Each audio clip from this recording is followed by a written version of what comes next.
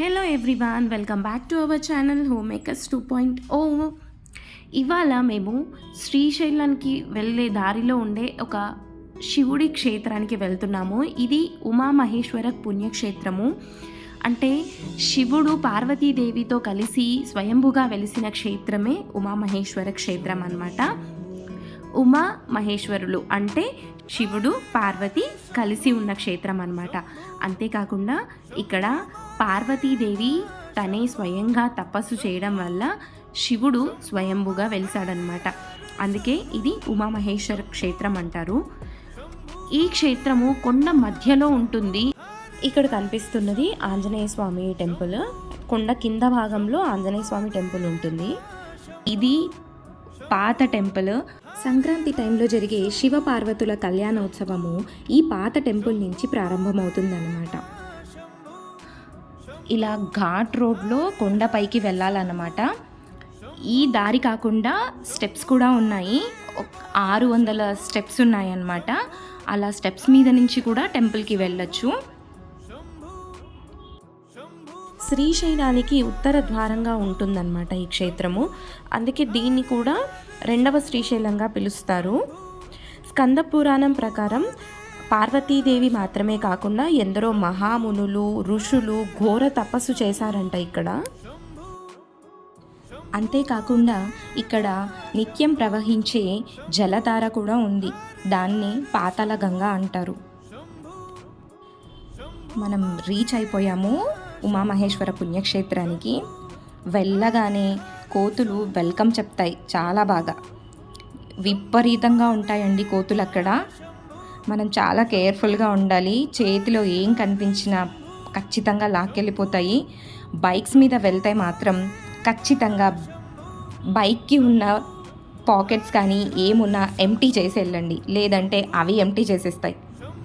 And ఇక్కడ nature చాలా బ్యూటిఫుల్గా ఉంటుంది. కొండపైన ఉన్న చెట్లన్నీ చాలా అందంగా అనిపిస్తాయి చూడ్డానికి. ఫుల్ గ్రీన్గా ఉంటాయి. గ్రీనరీ అయితే చాలా బాగుంటుంది. చుట్టూ నల్లమల్ల కొండలతో చాలా అందంగా ఉంటుంది ప్లేస్ అంతా. మెట్ల దారి అని చెప్పాను కదండి, ఇవే ఆ స్టెప్స్.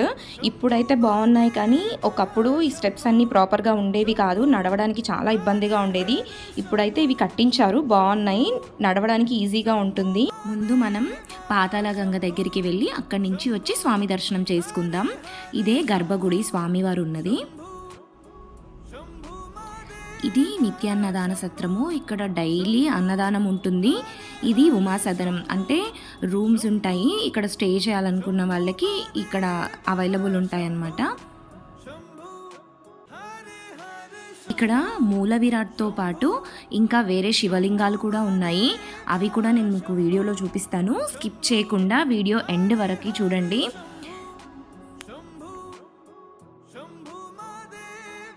అన్నదానం కోసం లంచ్ రెడీ చేస్తున్నారు ఇక్కడ. ఇక్కడ ఇంకా కన్స్ట్రక్షన్ వర్క్ అవి నడుస్తున్నాయి. ఎటు చూసిన చుట్టూ ఇలా రాళ్ళతో కనిపించే కొండలే ఉంటాయన్నమాట. నేచర్ అయితే చాలా చాలా బ్యూటిఫుల్గా అనిపిస్తుంది. పీస్ఫుల్గా ఉంటుందన్నమాట ప్లేస్ అంతా.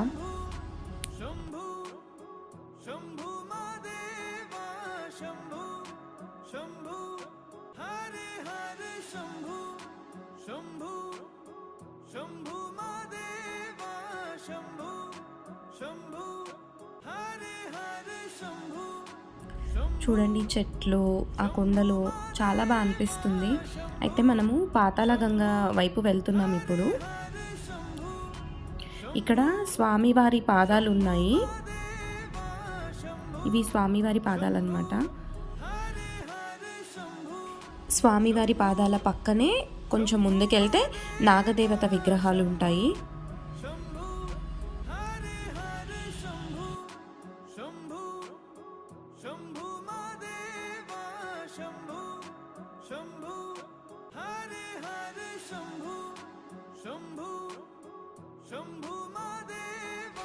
అంతా కనిపించేదంతా నల్లమల్ల ఫారెస్టే అనమాట.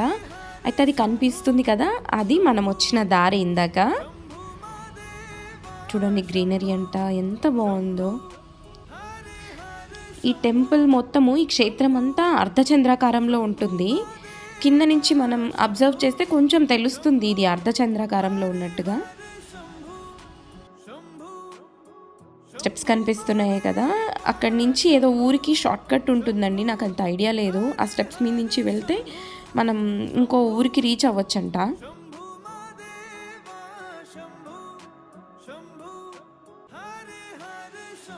ఇంకొంచెం ముందుకెళ్తే స్టెప్స్ వస్తాయి, మళ్ళీ ఆ స్టెప్స్ ఎక్కేసి పైకి వెళ్తే పాపనాశనం ఉంటుంది.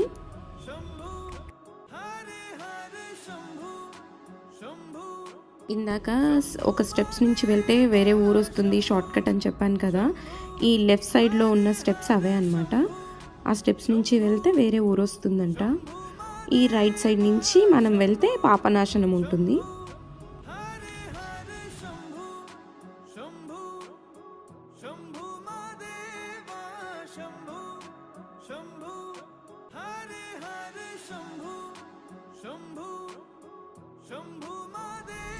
ఇప్పుడైతే ఇలా మంచిగా నీట్గా కన్స్ట్రక్ట్ చేసి ఉన్నాయి స్టెప్స్.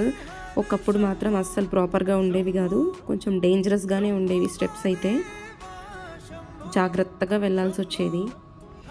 ఇది పాపనాశనము. అయితే ఇక్కడికి వాటర్ ఎలా వస్తాయో ఎవ్వరికీ తెలీదు. కొండల మధ్యలోంచి ధారగా వచ్చి ఇక్కడ వస్తాయన్నమాట నీళ్ళు. ఎంత తవ్వితే అంతగా వచ్చేస్తుంటాయి, ఎప్పటికీ ఉంటాయన్నమాట నీళ్ళు ఇక్కడ, అస్సలు తరిగిపోవు. చూడండి, అలా కొండ మధ్యలోంచి వస్తాయి నీళ్ళు. ఎక్కడి నుంచి వస్తున్నాయో మాత్రం ఇప్పటికీ ఎవ్వరూ కనిపెట్టలేకపోయారంట. కానీ ఎప్పుడు ఏ సీజన్లో అయినా వాటర్ అయితే ఉంటాయి ఇక్కడ కంపల్సరీ. ఇక్కడ వచ్చే నీళ్ళతో శివుడికి అభిషేకం చేసి అవే నీళ్ళు మన తల మీద చల్లుకొని రావాలన్నమాట. ఇప్పుడు మన గర్భగుడికి వెళ్దాము శివయ్యని దర్శనం చేసుకోవడానికి. అయితే వెళ్తుంటే లెఫ్ట్ సైడ్లో ఇలా అన్ని రాళ్ళు పేర్చుంటాయి. ఇక్కడ రాళ్ళు పేరిస్తే ఇల్లు కడతాము, మంచి జరుగుతుంది అని నమ్మకం అన్నమాట. అందుకే అందరు ఇలా రాళ్ళు పేరుస్తారు.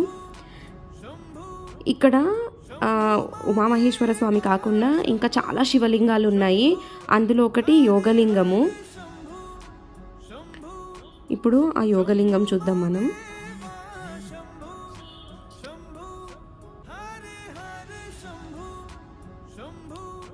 ఇది యోగలింగం అన్నమాట.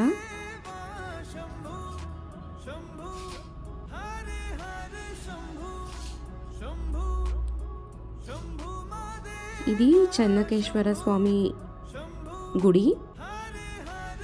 పక్కనే పోతులూరి వీరబ్రహ్మేంద్ర స్వామి గుడి కూడా ఉంటుంది. వీరబ్రహ్మేంద్ర స్వామి వారు.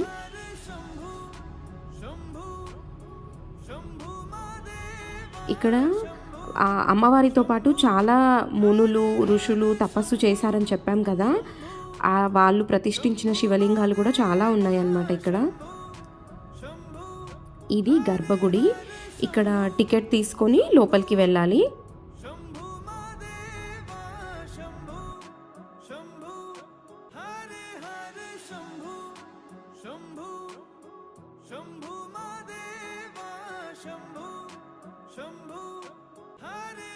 గర్భగుడిలోకి వెళ్ళగానే ఫస్ట్ వినాయకుడి దర్శనం ఉంటుంది, ఆ తర్వాత ఉమామహేశ్వర స్వామి దర్శనం. పక్కనే పార్వతీదేవి, ఇంకొక బావి ఉంటుంది. ఆ బావి హిస్టరీ అయితే నాకు తెలీదు. అలాగే అయ్యప్ప స్వామి కూడా ఉంటారు. దర్శనం అయిపోగానే కిందకి వెళ్ళిపోయి ఇందాక చూపించిన ఆంజనేయ స్వామి దర్శనం చేసుకుందాం. మనం వచ్చేటప్పుడు ఒక టెంపుల్ కనిపించింది కదా, అది ఆంజనేయ స్వామి టెంపుల్.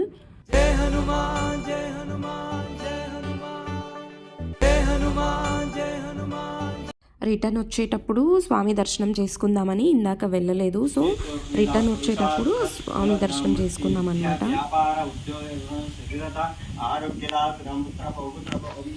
అలా స్వామి దర్శనం చేసుకొని రిటర్న్ అయ్యాము. ఈ క్షేత్రం గురించి నాకు తెలియని విషయాలు ఇంకా చాలా ఉన్నాయి. మీకేమైనా తెలిస్తే నాకు కమెంట్స్లో చెప్పండి. Thank you for watching and subscribe to our channel. Thank you.